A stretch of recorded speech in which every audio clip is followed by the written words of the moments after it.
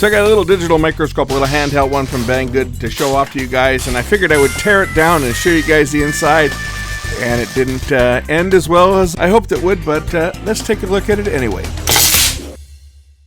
I got this package arrived in the mail. This is how it arrived. No, I blacked this out, by the way, just to black out address and so forth, but it came from Banggood, but as you can see,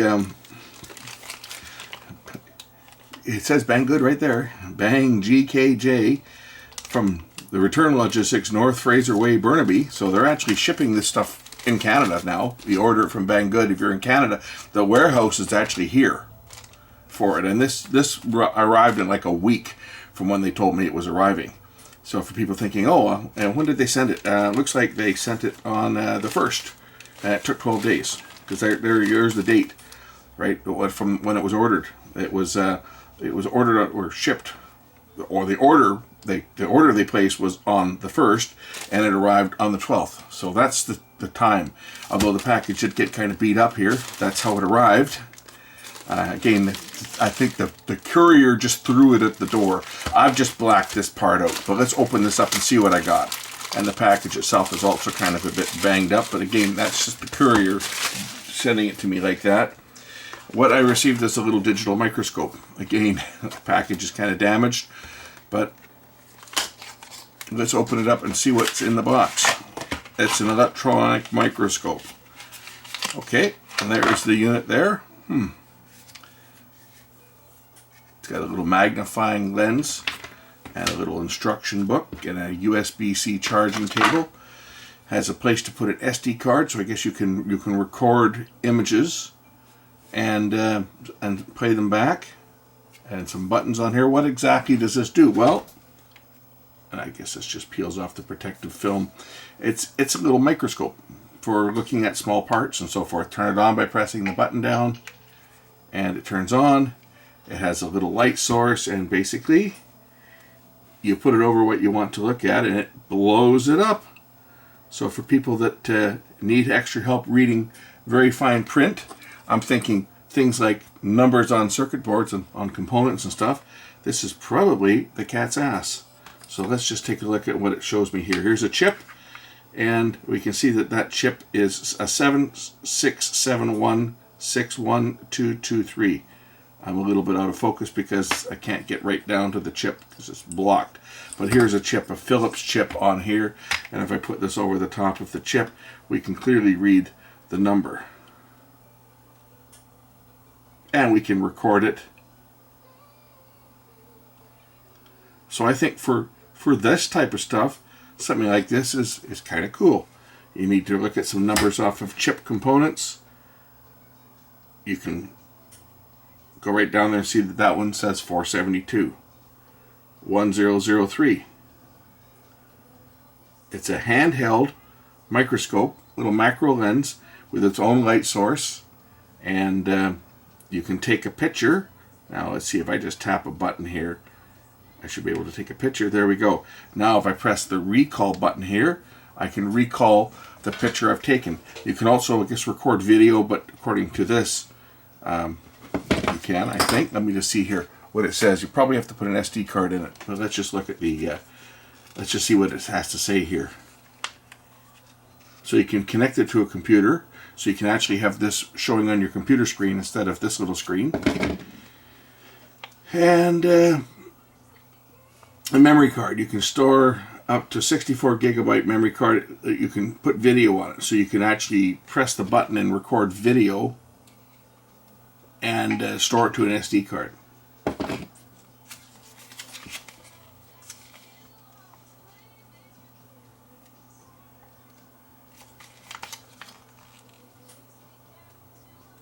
Okay, so anyway, I thought it's kind of neat. I think it's pretty reasonable priced, and it has a conventional magnifying lens too for just looking at something without having to blow it up. The problem is that if you're too far away, you have to be close, right, to see what's going on with the magnifying lens. If you're too far away, it becomes an inverted view because it works like all magnifying lenses.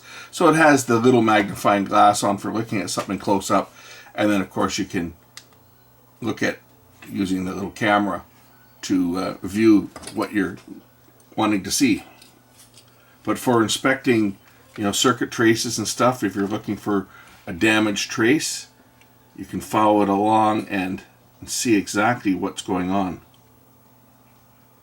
It'd be great for inspecting like the through-hole connection points. And for that, I think it's going to do the job.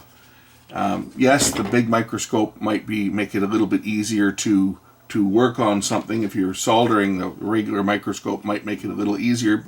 But for doing an inspection, for reading part numbers, for inspecting for bad connections, for example, you can bring this down real close and get a look at your connection. This display, again, is making it a little more difficult. Let's just get rid of it, because you really do need to get in really close to what you're working on. It is a macro lens, and you pretty much have to make almost contact with the board. Okay, now that's even better. Now we can see that there's actually chips underneath here. So we can bring this in close and we can examine the circuitry.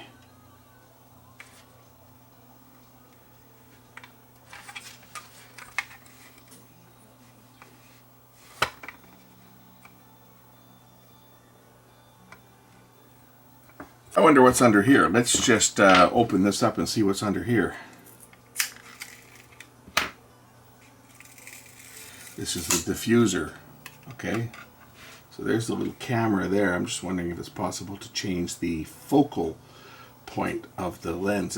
It's really close, and I'm thinking if we can maybe make it so that it's focused maybe a millimeter away instead of sitting right on top of something.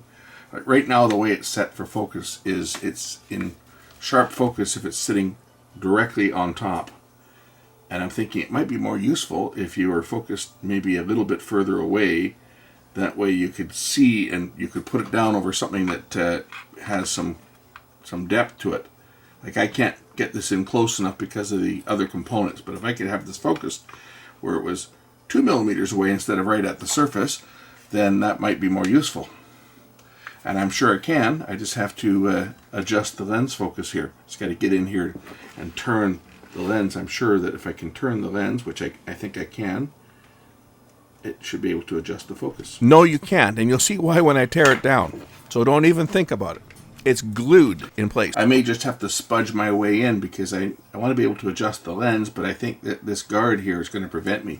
So if I remove, I think I can probably remove this base and see if I can pop the thing apart so that I can get at the lens and adjust it to how I like it. Don't do this either. There are screws in the top. You have to remove the lens bezel on the top to open it up, which I also really neglected to find out until I spudged my way in and broke it. There we go. Bloody clips.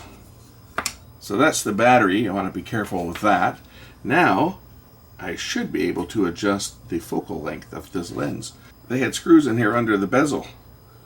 Well, that would explain why. That's why it was hard to get this thing apart. They got stupid screws in here. I'll have to, I guess you have to pull the bezel off. The bezel probably pops off here to get to the screws. Yeah, that's what I should have taken out. I should have taken the bezel off of the thing. There's screws hidden under there.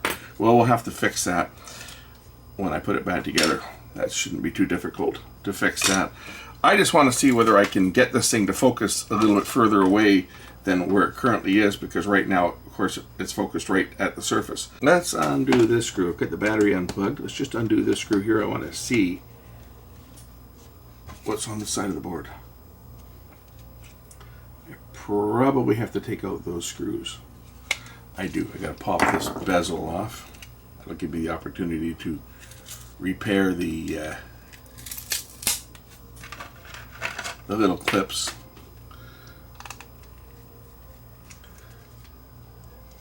Hey, you guys want to see things taken apart, so ouch! I'll take it apart. I got to undo these screws. They hold the circuit board in place, and hopefully I won't damage anything else in the process, but we'll see. Except for my finger. Yeah, that was sharp. It's kind of making my finger bleed a bit. I pulled a big Clive. I stabbed myself.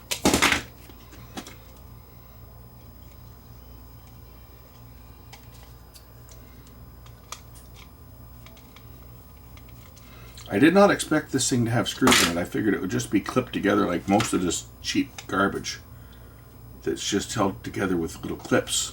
Okay, now the circuit board should lift out now. Oh, there's the camera coming out right there with it. And this is the power connector. Cool.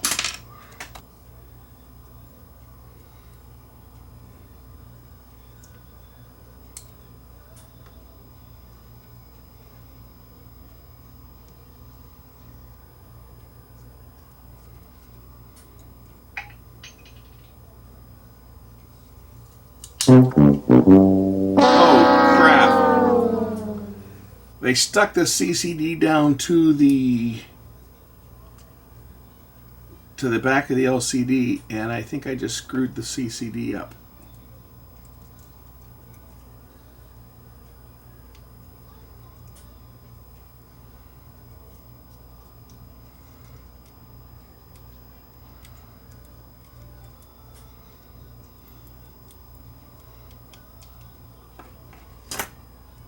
God damn.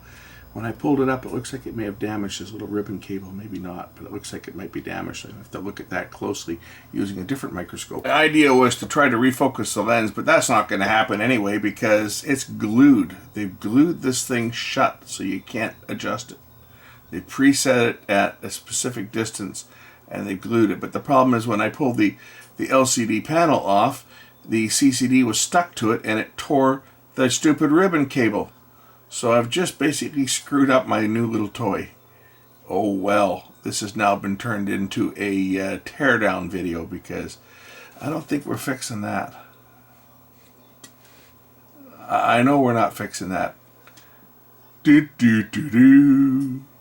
Wah. Well, at least I got a battery out of this that I can use. It's a now that it's apart, I guess it won't really be going back together. I'll put a link in here in the description. That's most unfortunate. I thought this might be something that might be useful, but you know what? That little 3.7 volt, 2.22 watt hour battery, that looks like something that I could probably use in many things like little MP3 players that the batteries go bad in, and dash cameras that still use these lithium cells. So I guess it's not a total loss. I'll be able to use this battery in other things, but not in this because, well, I don't think I'm going to have much luck fixing that ribbon cable that is now severed thanks to it being glued down to the back side, and when I tried to pop this off, it damaged it. Well, I got a little LCD display out here. I wonder what happens if I just try powering this thing up. Ah, now the display shows color bars. There you go, it's a color bar generator. I'm sure there's other camera modules I could probably find for this thing that would work just the same. And probably other microscopes will have a camera module that would work in here. But this camera module, unfortunately, is kind of foobarred, just because where it is damaged, you can see it's torn right there. When I went to lift that display out, it ripped that there. So don't take your little, if you buy one of these things, I'll put the link in the description. If you buy one of these, don't take it apart. There's my best advice. Don't take it apart because it might not go back together. Anyway, that's about all I can show you on this one. I broke it. Oh well, you live and learn, right? That's what we do on here. We take things apart. We'll catch you in the next one. Bye. Wah, wah, wah. I fooked it.